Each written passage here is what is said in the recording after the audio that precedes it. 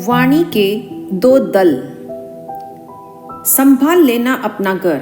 आज के बाद मैं इस घर में नहीं रहूंगी, मैं जा रही हूँ। ठीक है, तुम मायके चली जाओ, मैं भी ससुराल में घूम लूंगा और बच्चे भी ननिहाल रह लेंगे। कमाल है, आप भी वाणी के जादूगर निकले।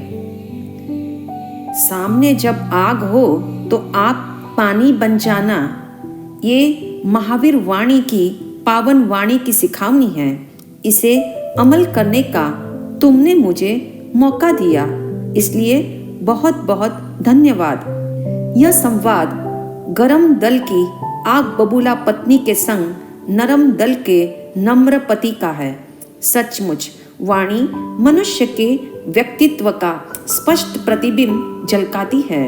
शब्दों का चुनाव, मिष्ट स्वर, मधुर आवाज, स्नेहासिक ध्वनि से निकले उद्गार क्रोध रूपी मरुस्थल की तपती रेत में शीतल फुहार से जान पड़ते हैं। यूं भी वाणी शीघ्र प्रभावी है।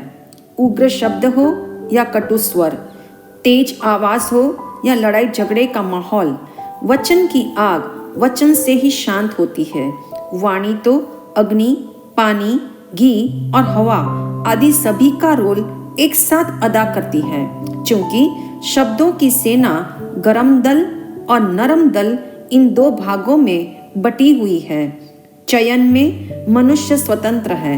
गरम दल का वर्ण करना अथवा नरम दल को वोट देना है, फैसला आपके हाथ में है। पूछो सेल्फ से, गरम दल का मेंबर बनना है या फिर नरम दल की मेंबरशिप लेनी है।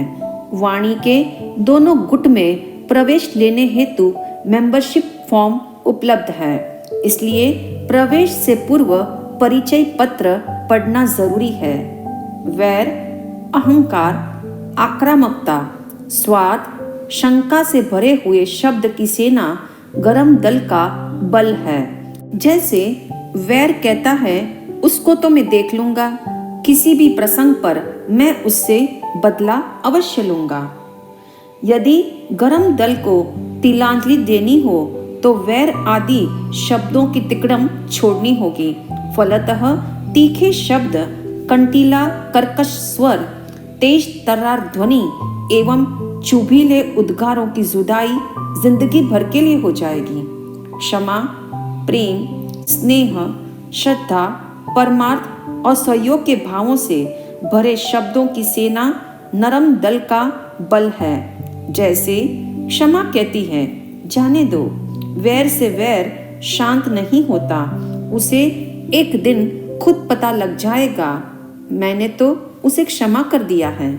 इस प्रकार नरम दल में रहे जीवन पोषक शब्दों से जिह्वा का सतत पोषण होता रहे तो जीवन में हम सबके बन सकते हैं और संसार की यूनिवर्सिटी में सर्वस्थ की डिग्री पा सकते हैं।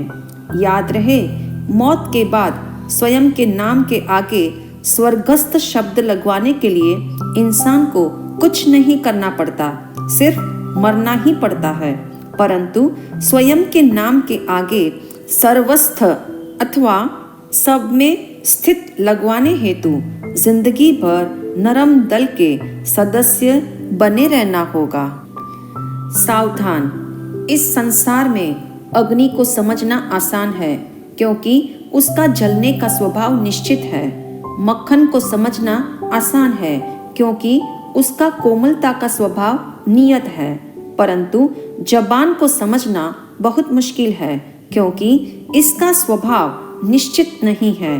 कहते हैं, गिरगिट तो केवल 7 रंग बदलता है, किंतु जबान एक पल में 7 रंग बदलती हुई दिखती है, क्योंकि उसके पीछे है मन का प्रोजेक्टर जो 32x की स्पीड से चलता है। कभी ये विनम्र है तो कभी कठोर, कभी श्रेष्ठ है तो कभी तुच्छ। एक पल में ये ऐसी उलझ जाती है कि सुलझाना महामुश्किल हो जाता है। आज तक इस दुनिया में वाक युद्ध करने वालों को कभी विजय नहीं मिली, क्योंकि शब्द तो मासूम है, अबोध है, वे मामले को मरघट तक भी पहुंचा सकते हैं और मधुरिमा भी दे सकते हैं। उनका रिमोट कंट्रोल मन के हाथ में है, इसलिए मन पर नियंत्रण ना हो तो शब्दों की बाढ़ का दुष्परिणाम जन्मों जन्मों तक झेलना पड़ता है। इमर्सन लिखते हैं, तुम्हारा आत्मस्वरूप तुम पर मंडराता और गरजता है। आप जो हैं वह आपके शब्दों से ज़्यादा मजबूती से व्यक्त होता है। इसके विपरीत तुम क्या कह रहे हो मैं सुन नहीं पाता। इसलिए मनुष्य को चाहिए वह शब्द कला सीखे।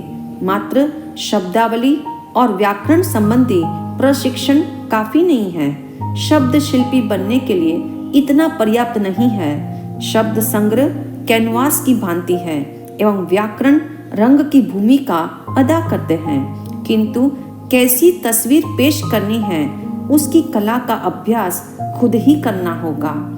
ज्ञानियों का कथन है, बोलने का समीकरण और वाणी की शालीनता का संबंध सिर्फ शब्दों की बाढ़ से नहीं बल्कि उसमें छिपे भावों पर निर्भर है। ख्याल रहे, कुत्ते की यह विशेषता है, वह अपने शरीर के जख्म को जीभ घुमाकर ठीक कर देता है, तभी तो उसके घाव पर क्रीम लगाने की जरूरत नहीं पड़ती। आश्चर्य है, मानव की जीभ कैसी है जो नित्य नए शब्दों के जख्मों को पैदा करती है और कटु शब्दों के सैलाब से उसे नासुर बनाकर छोड़ती है।